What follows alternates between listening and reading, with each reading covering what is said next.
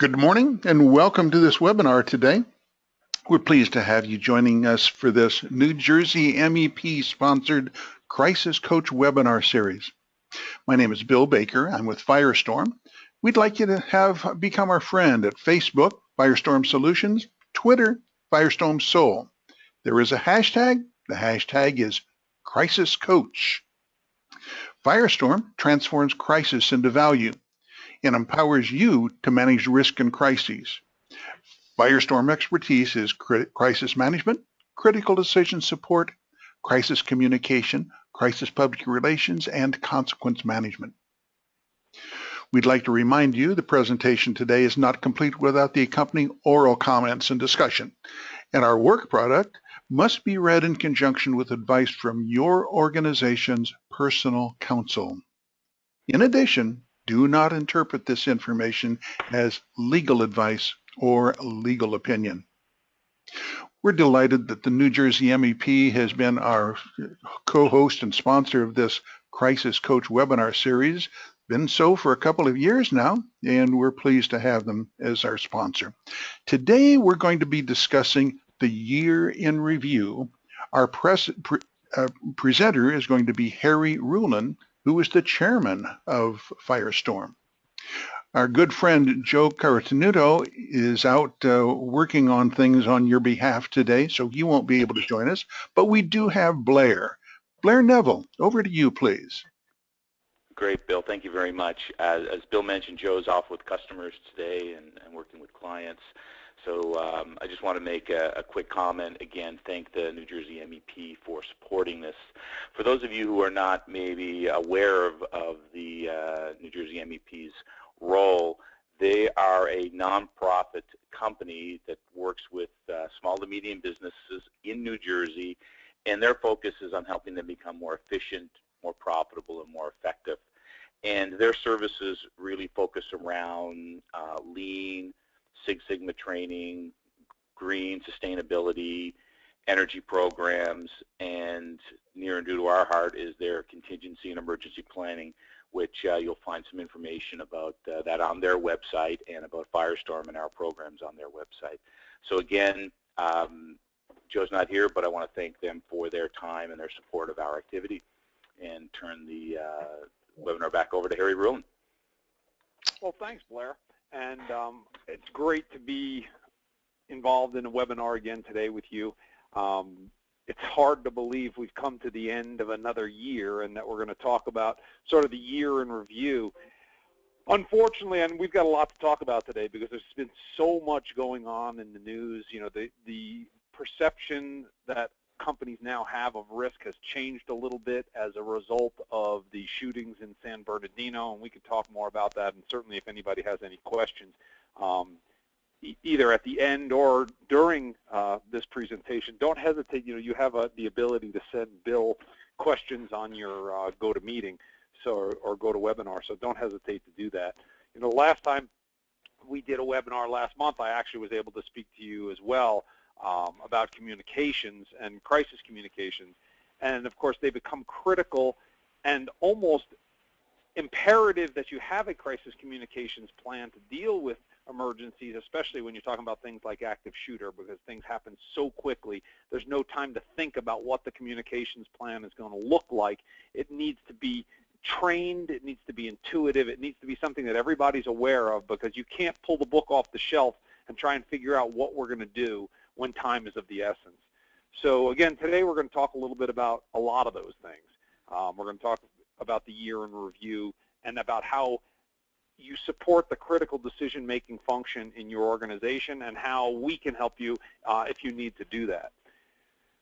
So going back right to the beginning, you know, Firestorm, as you all know, having been on these webinars before, we follow a predict, plan, perform methodology.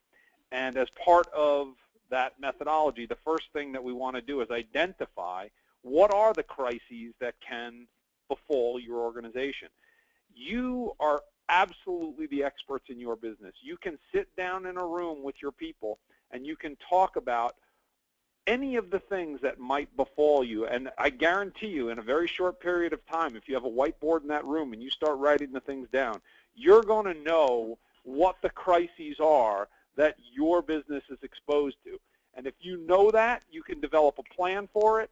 And if you develop that plan, you obviously are that much further ahead of the potential problem.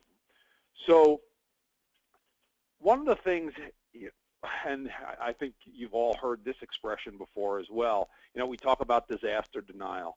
Everybody believes, it's not going to be that bad, it's not going to happen to me, it's not going to happen here. The interesting thing is that crises are far more common than you might think.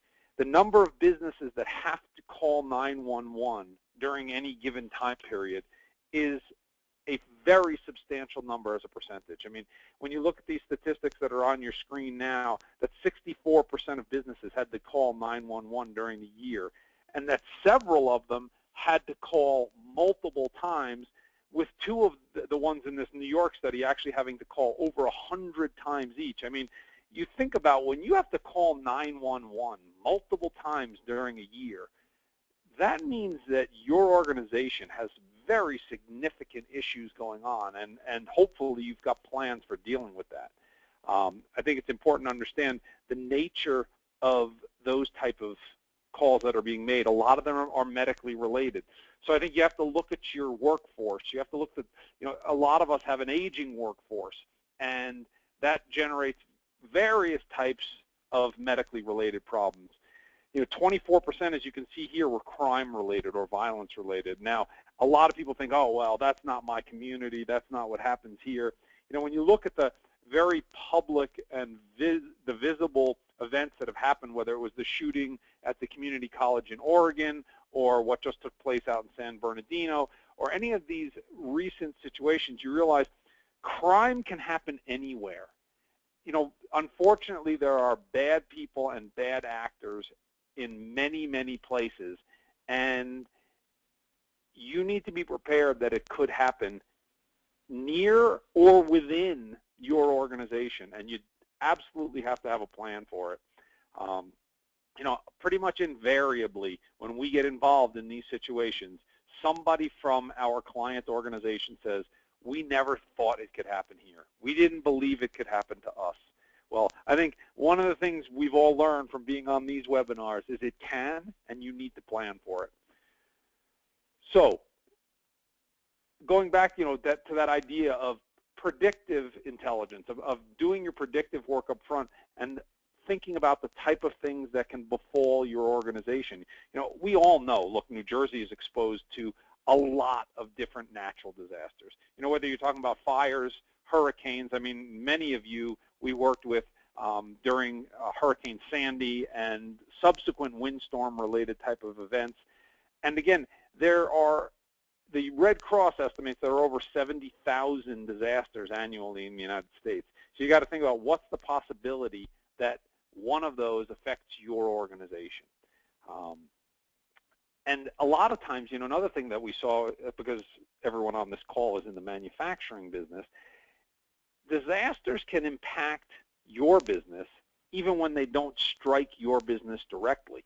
If one of your critical suppliers is hit by some type of crisis and they're unable to supply you, their crisis becomes your crisis.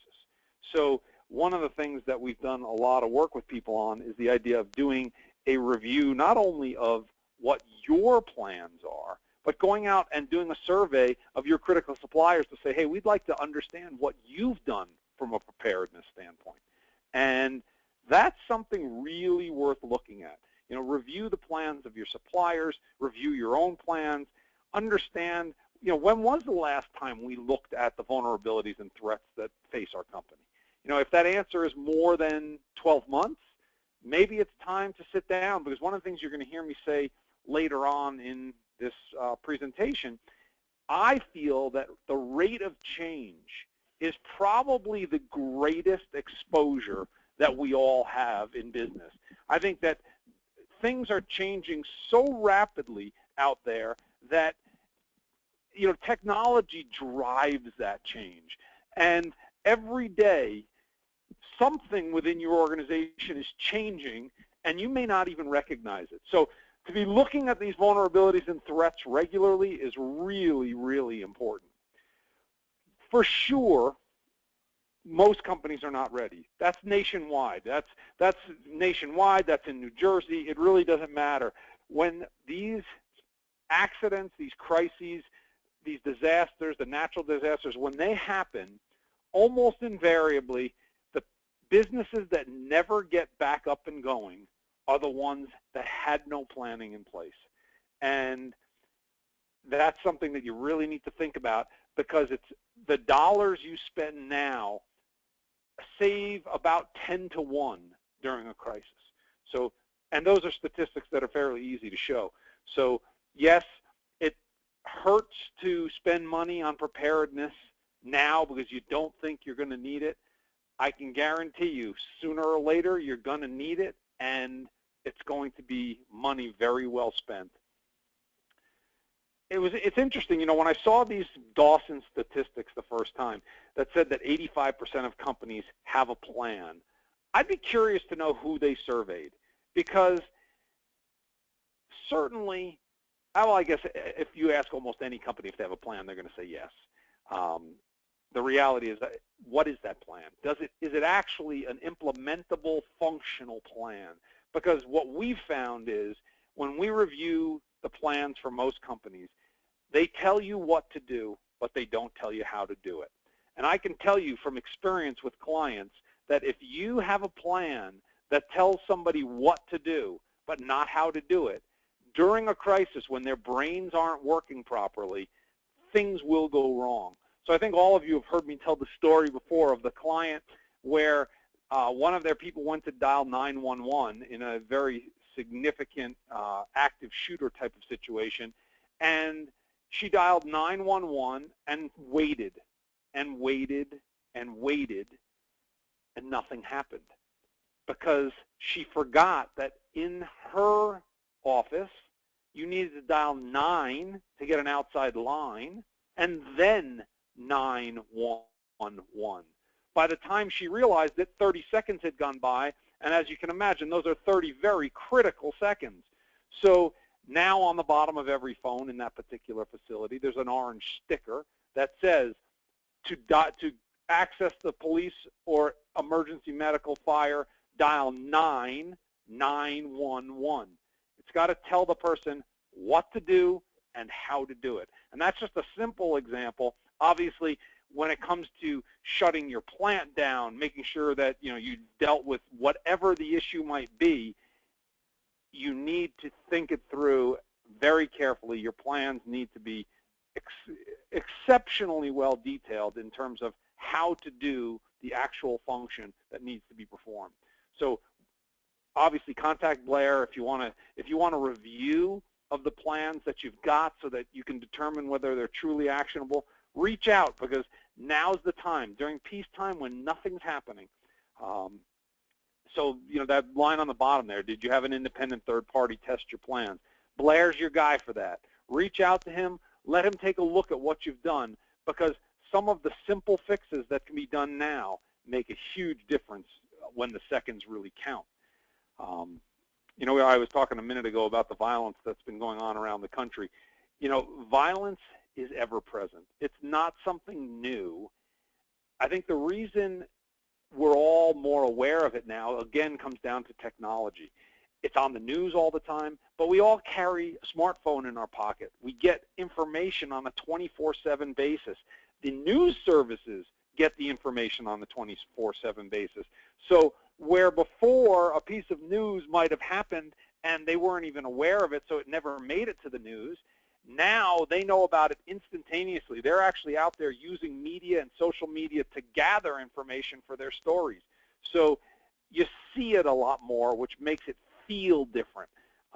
Also, the problem with that is that the whole copycat thing. There's a lot of people who are mentally infirm or have issues of their own that are on the fence.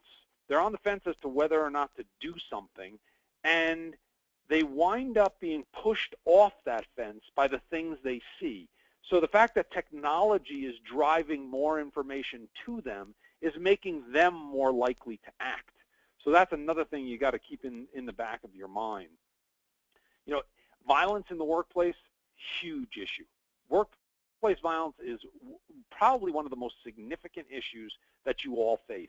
And one of the things that I can tell you is that if you don't have a behavioral risk and threat assessment program within your organization where you've taught your people how to identify behaviors of concern and what to do with that information when they see it, you're making a big mistake, because violence is an escalation process. People exhibit warning signs before they act out. And even in the situation that in San Bernardino, you listen to the news, you hear that there were warning signs. You know, the behavior of the individuals changed. Anytime an individual's behavior changes in any way, it doesn't necessarily mean in a bad way, but, you know, Blair used to be a real friendly guy, used to sit with us at lunch. Now he sits on his own and he doesn't talk. Well, you know what? That's a behavioral change that someone needs to be made aware of, because that is a precursor to the next step. And we need to get Blair help before something goes wrong, before he chooses to act out. So again, talk to Blair about these kind of things.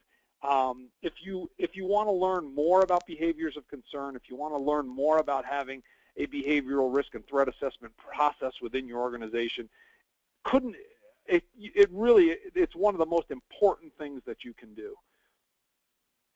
You know, it's interesting.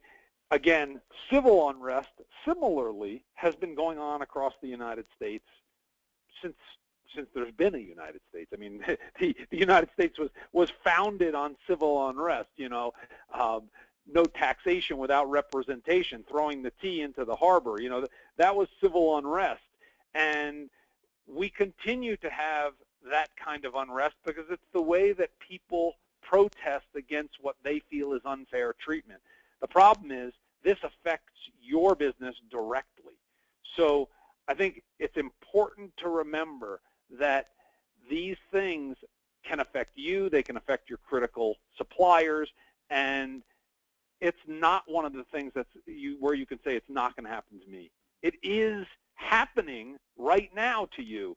So when you talk about things like racism, if you have a diverse workforce, if you have a multicultural workforce, I can tell you that there is tension there. There are issues there, and you may not see them, you may not hear them, but you need to be aware of them. And these significant racial issues like we've seen in Ferguson, again, technology is allowing them to be driven in a way where previously they couldn't be. So it's really, you're going to see more of this as time goes on. You're going to see the organizers using media and social media and technology to agitate your people, and it's very important that you be aware of it, that you have a plan for it. You need to be monitoring for it. So you'll see as I go on a little further, there are lots of ways that you can have a predictive intelligence process within your organization. Again, if you're not monitoring media and social media around your employees and your plant, your factories, your warehouses, you're making a big mistake, because your employees are talking about the things that they are going to do on these various different services. So again, talk to Blair. There is absolute opportunity. Firestorm has a very detailed process and program that we can help you with if you would like, in making sure that the conversations that are going on around your business and around your people, that you're aware of them and that you've got a process for dealing with them. One of the things that we've seen, and we see more and more, again, that rate of change issue, your employees' actions can destroy your brand. We're working right now with an organization that's been around for 150 years, and what they've realized is that the brand they've built over 150 years can be destroyed in 140 characters. So you really need to be aware of how these changes in technology affect you and they affect your organization. Obviously, what's gone on recently with Volkswagen, where you had systematic fraud going on in an organization, an organization that has a brand that has transcended decades and decades. You know, they got past the issues of World War II and all the bad publicity surrounding that to build, you know, a very strong brand, and now they've got to deal with this kind of situation. You have to have a program in place. You need to be aware that these kind of things can happen to you. They happen every day, and we need to be monitoring and controlling the message that goes out to our customers, to our regulators, to OSHA, to whomever, and it's very important that we understand it and that we control that message. It's important. You need to look at your business crisis risk. You know, when you talk about the various things that can go wrong, when you sit in that room with your people and you write on those whiteboards all the different risks that face your organization, you'll be surprised how many of those are business crises. I mean, we did a big, and hopefully you guys participated in this yesterday, but we did a big cyber exercise online yesterday. Over 240 companies participated, and it was interesting that a lot of people originally perceived cyber risk as a IT issue, where it really is a business crisis. If your company gets hacked, and by the way, when we talk about cyber risk, the FBI has said there are two kinds of companies in America, those that have been hacked and those that don't know they've been hacked. So that's an important thing to think about, because if they can hack the White House, if they can hack the CIA, the Army, all these sophisticated organizations that have huge budgets to prevent this kind of thing, be sure that your organization is exposed. No matter what your IT people are telling you, you have to have a response plan that deals with the business crisis that's created by that situation. Because obviously, if you've been hacked and you are connected to your customers, your suppliers, anyone else through an electronic means, you have given those hackers access to all of those people. That has a tremendous impact on your brand, on your reputation, and on your potential for future business. So again, another thing that you can be talking to Blair about, because doing that kind of preparedness, that cyber response planning, it's critical in today's day, and it's going to get more critical because technology becomes a bigger and bigger part of who we are every day. I mean, I know you all have seen the stories on the news about the fact that all the automakers are scrambling to create the driverless car. You're going to fly in your lifetime on pilotless planes. All of these things. I mean, you think about if I'm in a driverless car and somebody manages to hack my technology, what does that mean for me? You know, all of these things are happening, and they are happening fast, and they're happening now. So be aware and pay attention, because they are going to affect your organization. Harry? Yes. Yeah, it's Blair. I just want to make a comment that I've talked to a number of accounts over the last probably 6 months, especially the last 6 months, and it's common. I will get a response that we're very small. We're a small company. You know, we're a New Jersey-based company. Those kinds of things. We're not international, and you know, who would want to hack us? And it's important to impress upon people. It's not necessarily somebody's trying to get to you as a small company, but generally most companies have their suppliers, have their customers on their website. So they will focus on you because of the brands you have on your website or your customer lists to get to them. Well, it's a great point, Blair. Yeah. I mean, we had a situation occur just recently where the hackers focused on, and I had never even seen this before, digital thermostats that were connected via Wi-Fi to a building automation system. So think about that. You know, they had a building automation system that talked to the thermostats over the Wi-Fi. And what the hackers figured out is they could get into the company's systems, and by getting into the company systems, then get into all of the systems of the other companies that they were connected to through a thermostat. So you're exactly right. they want to get into all of the members of the New Jersey MEP's electronic systems. Again, maybe not because there's any information there that they want, but that it gives them access to someone else. Exactly. No, you're dead on with that. There's no question. And you need to be aware of it, because if you think about it, if you were the one, if your company was the one that caused Home Depot or Target or Blue Cross or any of these others that have had these major cyber events, if you caused that, you're done. You know, they're never doing business with you again. And it's an important thing to really think about, to understand. And again, you need, when we talk about a cyber response plan, we're not talking about your firewalls, your IT. You've got people who are doing that, and they're doing the best job they can, and they're probably using best practices within the IT industry. The problem is the hackers are always one step ahead. You know, these guys, that's what they do for a living. So, you know, you're manufacturing a product for a living. They're figuring out how to hack you for a living. And that's a real problem. These are bad people.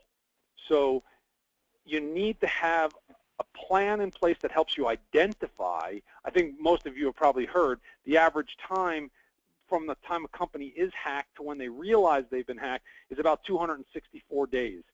And you think about what can go wrong in that period of time. It's a very, very significant issue. So again, this is the kind of thing that even if you are not prepared to jump off the 10-meter board and do a substantial project on cyber, you should be talking to Blair about this now. You guys should just be chatting about it, understanding where you're at. Let Blair understand what your current cyber response strategy looks like so that you can get some tips. You know, if you're really in a place that's good, great. If it turns out that, hey, you could fix these things with some simple ideas and fixes, well, then do that. So I think one of the keys to this issue, and because the rate of change is such a scary prospect, the more we're talking about it, the more everyone understands where they're at, the more likely it is you're going to catch something before it goes badly. So, yeah, Harry, just on that note, is yeah. that just to impress, we're not experts on all pieces of this, but there's a growing.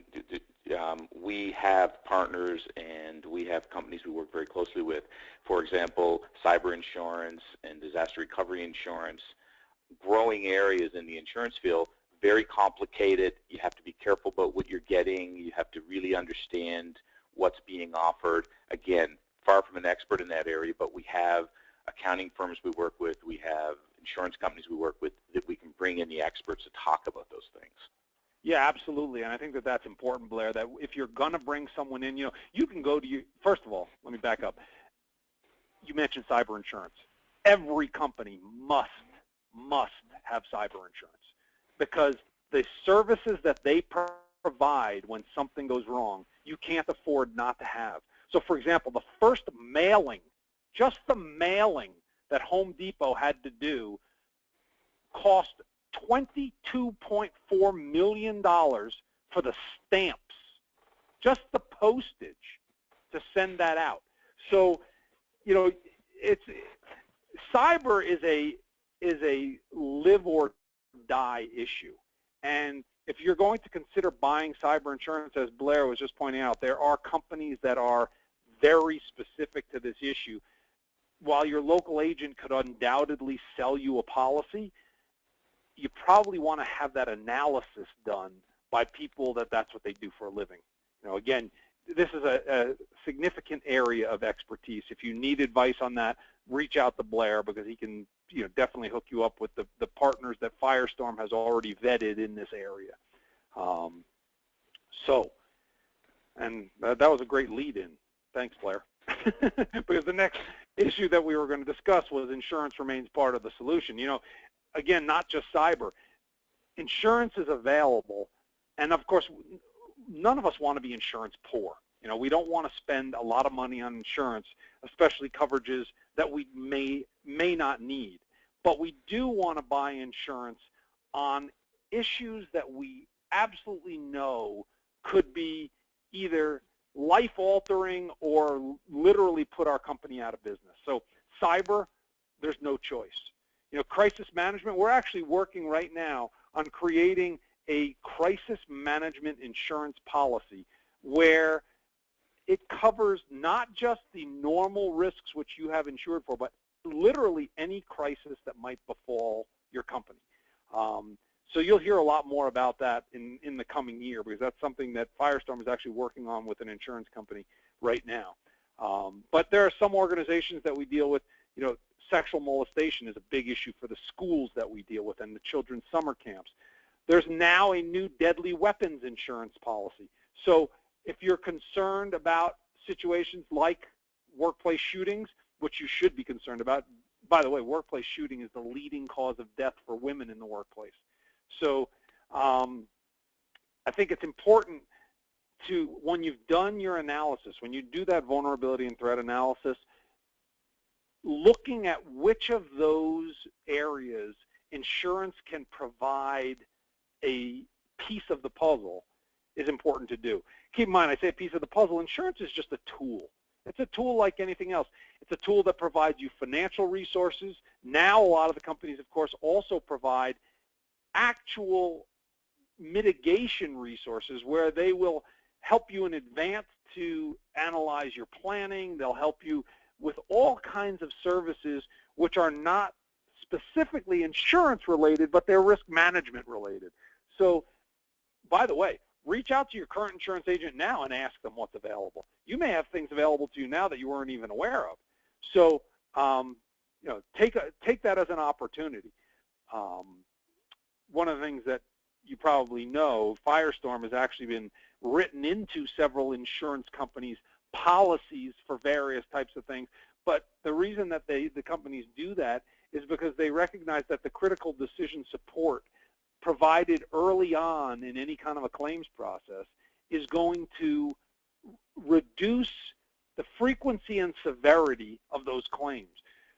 So the same thing applies to you whether you buy insurance or not. If you've got a situation that's developing at your plant, in your organization, call Blair. It may be that we can give you a few words of wisdom that help you in that situation and it never turns into anything, but the sooner we know about a developing situation, the more likely it is that we're going to be able to help you with it, and the more likely it is that we're going to be able to avert it from turning into some type of a significant crisis. So don't hesitate to pick up the phone. If it's the kind of thing where we can just give you a few words of wisdom, we don't charge for that. We want to develop a relationship with you. If it's the kind of thing where we have to throw a whole team at it because it really needs intensive response, we're going to do that for you too. So, again, early intervention is a key to crisis avoidance. One of the things that we've talked about, nonstop with everybody is that crises are predictable. And one you see on the screen now, something that I find very interesting and difficult for me personally to deal with, which is that I had a hard enough time when email came out that people were starting to communicate not via voice, because I was used to communicating on the telephone, but actually via written word, which is a horrible way to communicate because you can't read inflection, you can't really hear what somebody's saying in writing. Then, of course, we transitioned to text messages, which were even worse because now we're trying to get the number of words down to the smallest number possible, which is definitely not a way to communicate. And now we've gone completely full circle. Now we're back to being cavemen. We're using pictographs to communicate. So, what you see on the screen right now is an actual picture that we pick up on in the business intelligence monitoring that, we have a unit that does that. We see these type of pictures all the time, policeman and gun, or all kinds of other emojis that are being created that people are using as communication tools. By the way, the sophisticated monitoring tools that we have actually have the ability to read emojis. So you need to be thinking about that as pertains to the workers that you have, because we have found for several of our clients situations where threats were being made via text, social media, things of that nature, that normally wouldn't have gotten picked up on. So an important thing to think about as you're moving into 2016 as to what your predictive intelligence process is going to look like for the coming year. Oh, and there you go. Design a predictive intelligence network is lesson 9. A lot of the vulnerabilities and threats that you're exposed to, as we talked about, are geographic in nature, but also a lot of them aren't. A lot of them, as we talked about, are things that are sort of ubiquitous across the country. So factoring all of that into how you monitor media, social media, communications via text message and other things, any of those things that are public. By the way, we're not in any way recommending that you violate people's privacy. We never do that. You know, we're not trying to hack or break into accounts, but you'd be amazed what people say publicly. Typically, people who are doing these type of very negative acts are telegraphing them through their behavior and through their communications. And you can learn a lot of great things. I think it's very soon going to be the case that not only is it an expectation that your company be monitoring and be putting in place some type of predictive intelligence, but I think you're going to see the first cases where companies are found liable for not monitoring it coming up in the next year or two, because the technology is there. There is an expectation of safety. What some lawyer is going to figure out a way to do is to create a duty, because in order to have a claim of negligence, the first thing you have to show is that there was a duty, that there was a breach of that duty, and that breach was a causation of the damages. And I think that we're making our way towards that type of a situation. And here we are on my favorite issue, you know, the rate of change. Some of you may have seen the presentations that I've done to some of the, actually live in seminar environment, to some of the manufacturing organizations, where I talk about who has the ability to predict the future, and then I tell people that Hollywood is the best predictor of the future. You know, if you go back and look at the movies from 10, 20, 30, 40 years ago, and you look at the titles and the topics, the number of those things that were science fiction that turn into actual current situations is overwhelming. I mean, it is truly overwhelming. You almost wonder whether the bad people get their ideas from watching television, because the things that get portrayed turn out to be the things that occur. Obviously, I was always waiting for Dick Tracy's telephone wristwatch to turn into reality, and of course we're seeing that now, not only in watches, but all kinds of wearable technology.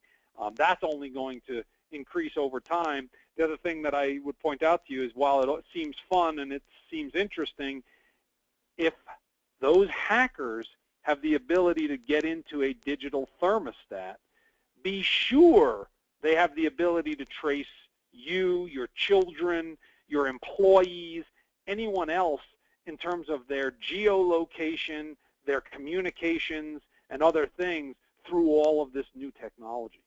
So again, factor that into your planning process.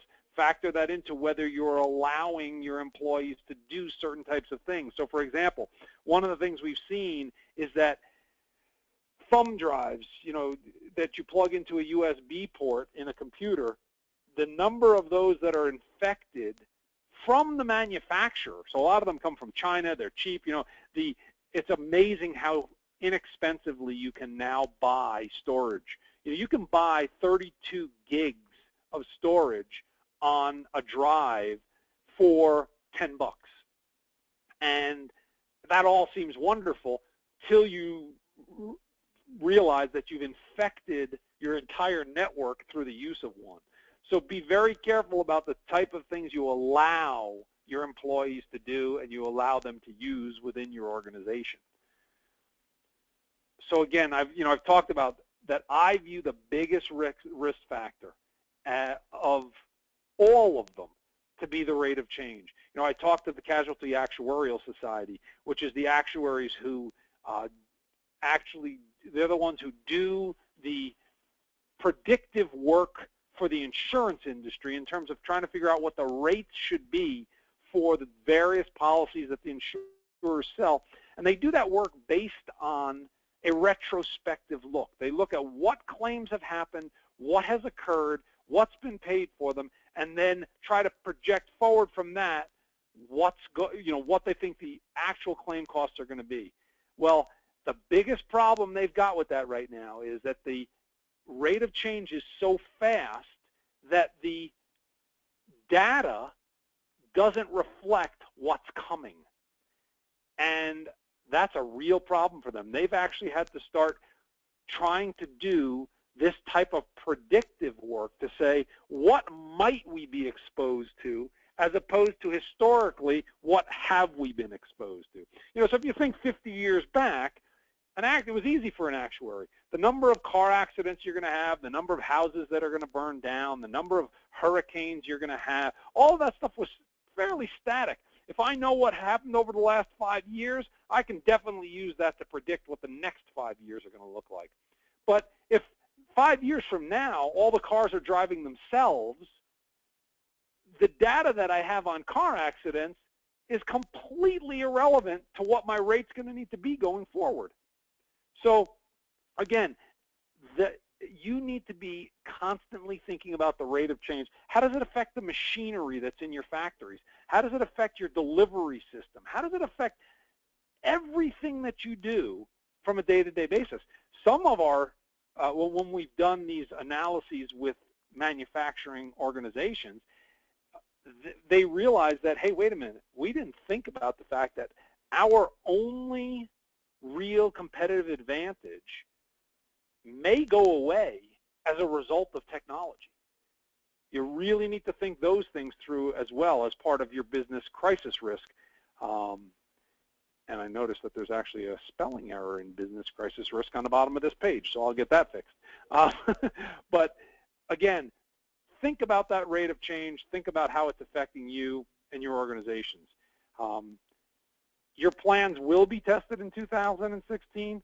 There's no question. The question is, are you going to be the one testing them, or are they just going to be tested as a result of the world around you? So go back to that discipline. Predict, plan, perform. That we all are so good. We all know our businesses so well. We see a problem, we want to jump right to perform. We don't want to think about how it affects us and what all the different vulnerabilities and threats are before we go to perform. And that discipline can really help you. So with that, I would say, you know, your next steps are doing that predictive work, knowing what you think could happen tomorrow. You can't afford not to. By the way, I mentioned the cyber exercise we did yesterday. There's another one coming up on December 14th. So if you didn't get the opportunity to participate yesterday, definitely take the opportunity and participate in the one coming up. So, yes, Blair.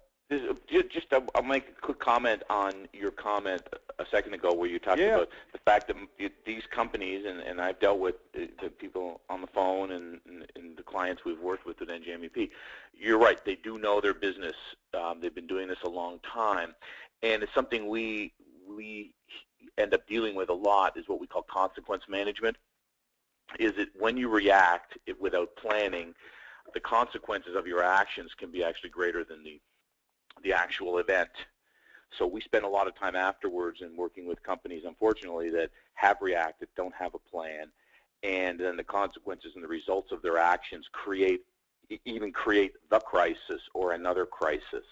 So again, I just want to reinforce that point that the planning piece is really to avoid those kinds of events that can happen after the event. You're absolutely right. I mean, I'll give you a real example of a situation we had occur recently where a company did not have in place a crisis communications plan, so they had not identified in advance the messages and who the communicator was for those messages, and they had an employee contact a regulator, which is the requirement whenever there's been a workplace injury, but this employee did not know the appropriate message and was not the one authorized to communicate, and they wound up with a huge regulatory problem that they would not have had otherwise. So the consequences of their behavior, the way in which they reacted to the crisis, became the next crisis. So again, I understand that no one thinks it's going to happen to them, and therefore money spent on predictive work and on planning is viewed as money wasted. I can tell you from so many examples that that is just not the case. So that said, I want to thank the New Jersey MEP for sponsoring these events, and Blair, thank you for spending so much of your time doing them. If there's anything I can do to help, happy to do it. And I guess we'll start out in 2016 with our next webinar. Yes, great. Well, thank you very much, Harry. I appreciate you stepping in. Bill, thanks again for your support and help with all of this.